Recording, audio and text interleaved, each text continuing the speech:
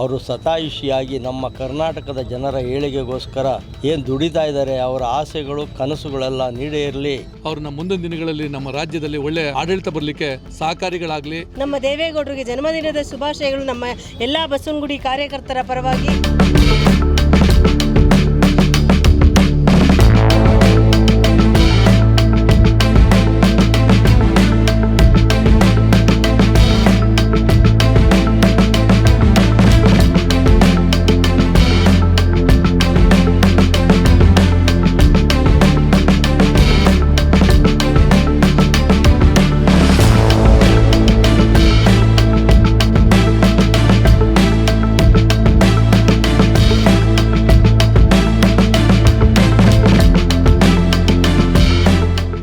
ಏನು ನಮ್ಮ ಮಣ್ಣಿನ ಮಗ, ಬಡವರ ಬಂಧು, ಕನ್ನಡದ ಕಟ್ಟಾಳು, ರೈತರ ಜೀವನಾಡಿ, ಮಾಜಿ ಪ್ರಧಾನಿಗಳು, ಮಾಜಿ ಮುಖ್ಯಮಂತ್ರಿಗಳು, ಹಾಲಿ ರಾಜ್ಯಸಭಾ ಸದಸ್ಯರಾದ ಅಪ್ಪಾಜಿ ದೇವೇಗೌಡರ 94ನೇ ಹುಟ್ಟುಹಬ್ಬದ ಕಾರ್ಯಕ್ರಮ ಈ ಒಂದು ಮೇ 18ನೇ ತಾರೀಕು ಅತಿ ವಿಜೃಂಭಣೆಯಿಂದ ರಾಜ್ಯದಾದ್ಯಂತ ಮತ್ತು ದೇಶದ ಕೆಂಪುಕೋಟೆ ಡೆಲ್ಲಿಯಲ್ಲೂ ಕೂಡ ಅತಿ ವಿಜೃಂಭಣೆಯಿಂದ ಪಕ್ಷದ ಕಾರ್ಯಕರ್ತರುಗಳು ಮತ್ತು ಅವರ ಅಭಿಮಾನಿಗಳು ಎಲ್ಲ ಆಚರಣೆ ಮಾಡ್ತಾ ಇರೋದು ತುಂಬ ಒಂದು ಅರ್ಥಗರ್ಭಿತವಾದ ಒಂದು ಕಾರ್ಯಕ್ರಮ.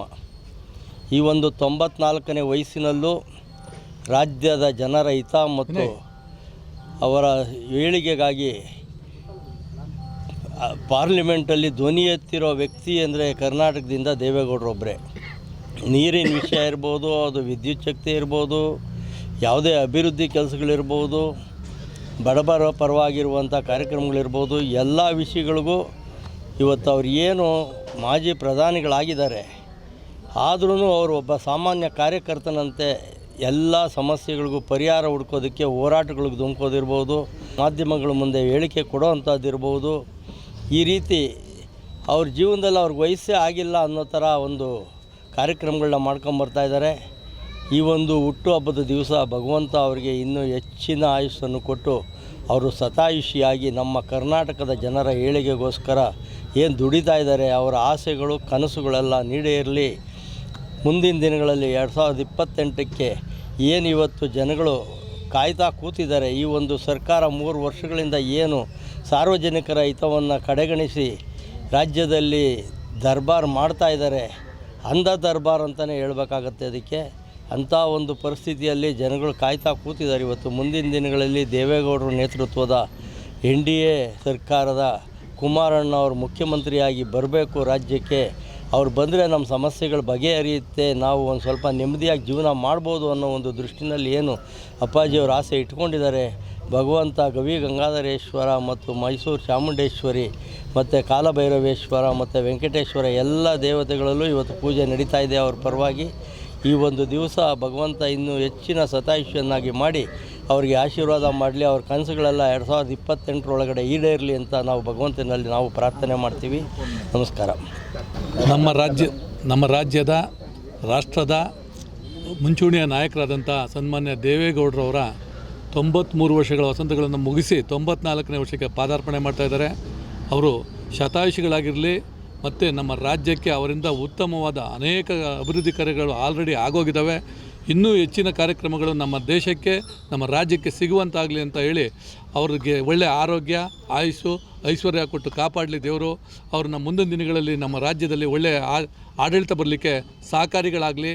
ಹಾಗೆ ನಮ್ಮ ಬೆಂಗಳೂರು ನಗರಕ್ಕೆ ವಿಶೇಷವಾಗಿ ಜನ ಏನು ತೊಂದರೆ ಅನುಭವಿಸ್ತಾ ಇದ್ದಾರೋ ಇವತ್ತಿನ ದಿನದ ವಿದ್ಯುತ್ ಸಮಸ್ಯೆ ಮತ್ತು ಖಾತಾ ಸಮಸ್ಯೆಗಳನ್ನ ನಮ್ಮ ನಾಯಕತ್ವದಲ್ಲಿ ಮುಂದಿನ ದಿನಗಳಲ್ಲಿ ಅದನ್ನು ಬಗೆಹರಿಸೋದಕ್ಕೆ ನಮ್ಮ ನಾಯಕರಿಗೆ ಹೆಚ್ಚಿನ ಶಕ್ತಿ ಕೊಡಲಿ ಅಂತ ಕೇಳ್ಕೊತ ಇವತ್ತು ಇಡೀ ರಾಜ್ಯದಲ್ಲೇ ಅಲ್ಲದೆ ಇಡೀ ದೇಶದಲ್ಲೂ ಸಹ ನಮ್ಮ ದೇವೇಗೌಡರ ಹುಟ್ಟುಹಬ್ಬವನ್ನು ಅತಿ ವಿಜೃಂಭಣೆಯಿಂದ ಆಚರಣೆ ನಡ್ಕೊಂಡು ಬರ್ತಾಯಿದೆ. ಅದಕ್ಕೆ ಎಲ್ಲರೂ ನಮ್ಮಂಥ ಕಾರ್ಯಕರ್ತರುಗಳ ಸಹಕಾರಗಳಿಂದ ಅವರು ಈ ಕಾರ್ಯಕರ್ತರುಗಳೇ ನಮ್ಮ ಬೆನ್ನೆಲುಬು ಅನ್ನೋ ರೀತಿಯಲ್ಲಿ ನಮ್ಮ ಎಲ್ಲರನ್ನೂ ಸಹ ನಮ್ಮ ಪಕ್ಷದಲ್ಲಿ ಅವ್ರನ್ನ ಮುಂಚೂಣಿಯಾಗಿ ನಡೆಸ್ಕೊಂಡು ಹೋಗ್ತಾ ಇದ್ದಾರೆ. ಸೊ ಹಾಗಾಗಿ ಅವ್ರಿಗೆ ದೇವರು ಇನ್ನೂ ಮತ್ತೊಮ್ಮೆ ಒಳ್ಳೆಯ ಆರೋಗ್ಯ ಐಶ್ವರ್ಯ ಕೊಟ್ಟು ಕಾಪಾಡಲಿ ಅಂತ ಹೇಳಿ ನಾವು ದೇವರಲ್ಲಿ ಕೇಳ್ಕೊತ 2 ಮಾತು ಮುಗಿಸ್ತೀನಿ. Thank you. ನಮಸ್ಕಾರ.